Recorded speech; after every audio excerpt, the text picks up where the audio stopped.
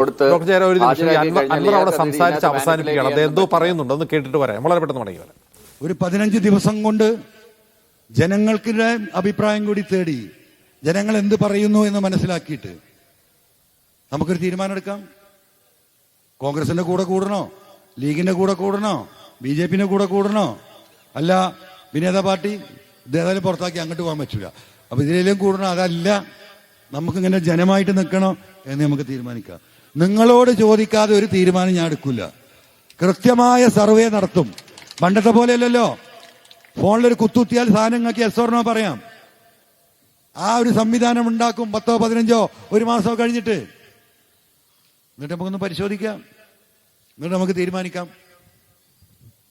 അപ്പൊ എന്തായാലും ജോഷി മാഷ് ഇവിടെ ഉണ്ടോ? നന്ദി പറയാൻ ജോഷി മാഷ് ഇവിടെ വരാൻ പറഞ്ഞു. ഇവിടെ ഉണ്ടോ മാഷെ? ചുങ്കത്തറ ജോഷി. അപ്പൊ ഇനി നന്ദിയും കൂടി ഞാൻ പറയാണ്. മാഷ കാണുന്നില്ല, ഞാൻ സാധു തിരക്കിൽ എവിടെയെങ്കിലും ഉണ്ടാവും.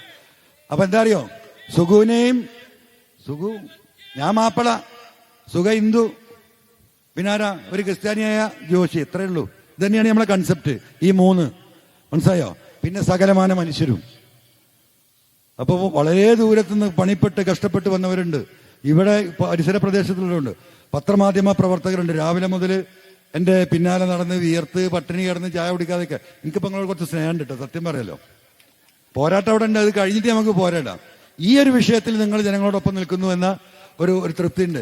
എന്നാലും ചില രാത്രി ചർച്ചകളിലൊക്കെ ചിലരൊക്കെ മുടിയുള്ളവരും മുടിയില്ലാത്തവരൊക്കെ ഇങ്ങനെ മനസ്സിലായില്ലേ? അതൊക്കെ നമുക്ക് നോക്കാം, നമ്മളൊക്കെ ഇവിടെ ഉണ്ടല്ലോ. അപ്പം എല്ലാവർക്കും നന്ദി, ലാൽ സലാം, അസ്സലാം അലൈക്കും, ഓം ശാന്തി, ഓം ശാന്തി. ആകാശത്തിരിക്കുന്ന കർത്താവായ ദൈവം എല്ലാവരെയും അനുഗ്രഹിക്കട്ടെ.